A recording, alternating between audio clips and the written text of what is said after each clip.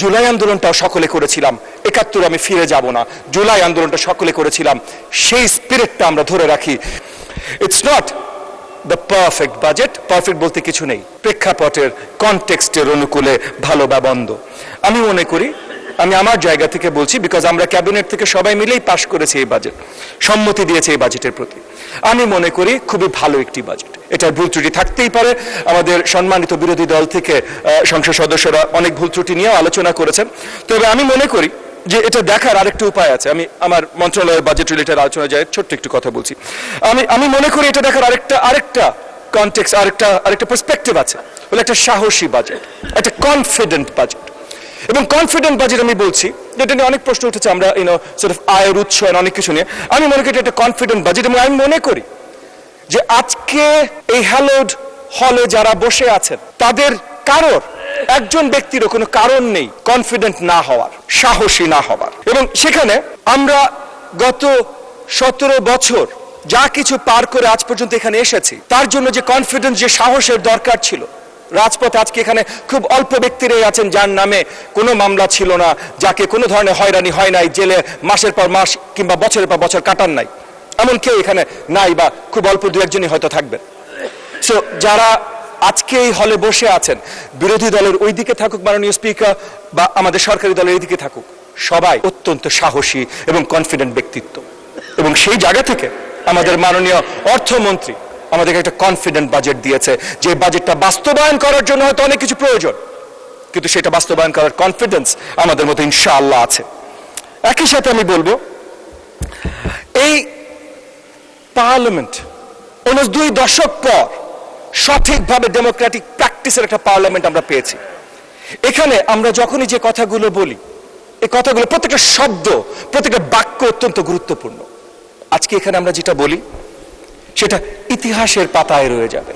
20 বছর পর পার্লামেন্ট এসছে, আমরা অনেক কোটেশন করি, অনেক কিছু বলি এখানে, কিন্তু আমি মনে করি what we say here resonates beyond these hollow walls.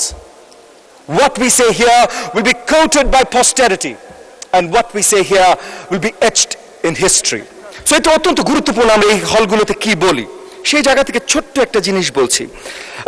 Again, আমি কোনো বিভেদ সৃষ্টি করতে চাই না। আমাদের এক্সাম্পল সৃষ্টি করছেন আমাদের মাননীয় সংসদ নেতা, মাননীয় প্রধানমন্ত্রী। উনি যখন কোনো কথা বলেন, একই সাথে আমি শ্রদ্ধার সাথে বলছি, আমাদের মাননীয় বিরোধী দলের নেতাও কিন্তু সবসময় অনেক সহনশীলতা দেখিয়ে, অনেক কাইন্ডনেস, জেনারসিটি দেখিয়ে এই পার্লামেন্টে কথা বলেন, কিন্তু সবার ভিতরে সেই জিনিসটা আমরা দেখি না। গতকাল মাননীয় সংসদ সদস্য শাহজাহান এমপি স্যার একটা কথা বলেছেন। উনি বলেছেন এটা ফ্যাসিস্টদের বাজেট। 17 বছর ফ্যাসিস্টদের বিরুদ্ধে আমরা যারা যুদ্ধ করেছি, যারা এত ত্যাগ তিতিক্ষার পর একটা প্রথম বাজেট উত্থাপন করেছি পার্লামেন্টে, এখানে ফ্যাসিস্টের বাজেট, এই শব্দগুলো, এই শব্দ চয়নগুলো আমি শক্ত বিরোধিতা করছি মাননীয় স্পিকার। আমি ওনাকে ছোট করছি না, কিন্তু আমি বলছি যে এই ধরনের শব্দ চয়ন এই বাজেটের জন্য একেবারে শক্তভাবে নিন্দনীয়।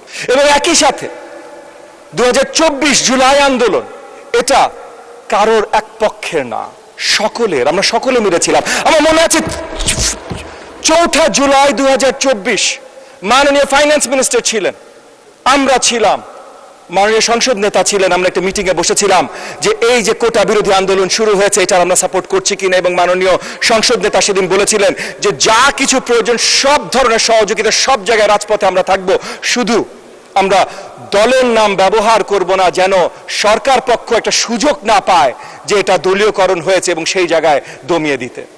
সো প্রথম থেকে শেষ পর্যন্ত আমরা সকলে ছিলাম। 2024-এর 28শে অক্টোবর, 2023-এর 28শে অক্টোবর যেমন আমরা অনেকে কারাদণ্ড হয়েছি, একই সাথে 26-এও হয়েছি। এখানে আছে এই যে নুরুল হক নূর আছে, জোনায়েদ সাকি আছেন, বা অনেকে আছি আমরা যারা একসাথে রাজপথে ছিলাম। এখানে বাংলাদেশ জাতীয়তাবাদী দলের যারা নেতৃবৃন্দ আছেন, তারা সবাই সবার জায়গা থেকে রাজপথে ছিল। আমি বলেছিলাম আমার বাজেট নিয়ে বেশি আলোচনা হবে, বাজেট নিয়ে আলোচনা করতে করতে এগেন আপনার কাছে সময় যেহেতু চাইবো না, আমি জাস্ট এতটুকুই আপনার কাছে, আপনার মাধ্যমে বিরোধী দলের সকলের প্রতি আবেদন জানাতে চাই যে জুলাই আন্দোলনটাও সকলে করেছিলাম, ৭১ আমি ফিরে যাব না, জুলাই আন্দোলনটা সকলে করেছিলাম, সেই স্পিরিটটা আমরা ধরে রাখি।